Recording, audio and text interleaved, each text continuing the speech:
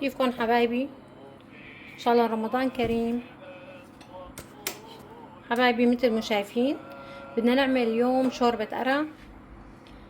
قشرنا القرع العسلي وقطعناه وحطينا معه بصلة ورشينا عليه رشة زعتر اخضر. بدنا نشويه بالفرن وما بدنا ننسى معلقة زيت. بدنا نحطها بالفرن لحتى تستوي. خليكن معي لنشوف شوربة القرع كيف بدنا نعملها.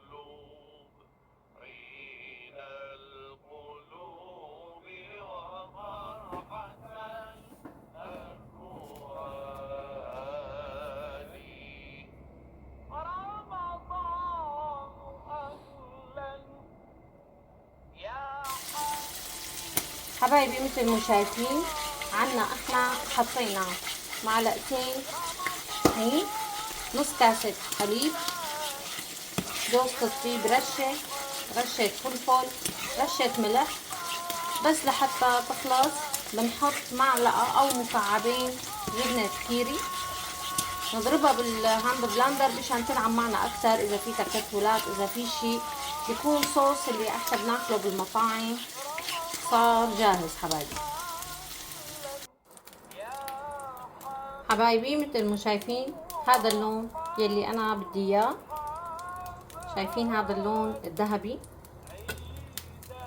يلي بدي اياه لحطه انا على الشرحات. هلا حبايبي بدنا نشوح الفطر. خليكن معي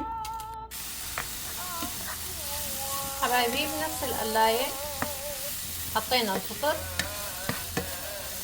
ما حطينا معه، حطينا قطر الزيت يلي بالقلاية مثل ما شايفين. انا بدي اياه يتحمر ياخد لون ذهبي، بس بدي اياه يحتفظ بالقرصة تبع الفطر تطلع كتير طيبة وزاكية.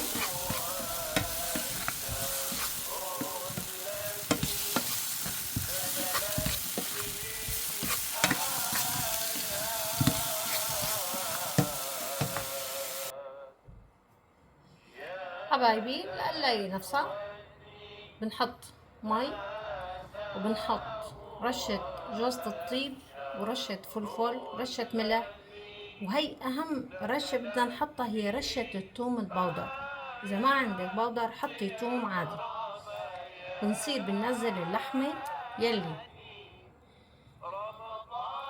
قليناها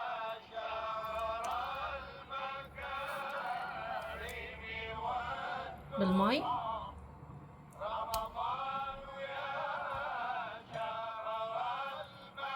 وبنتركها لحتى تستوي حسب ست البيت شو بتحب.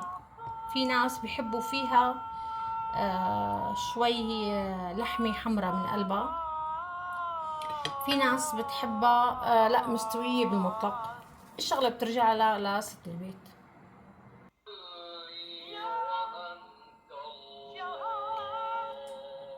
حبايبي الشرحات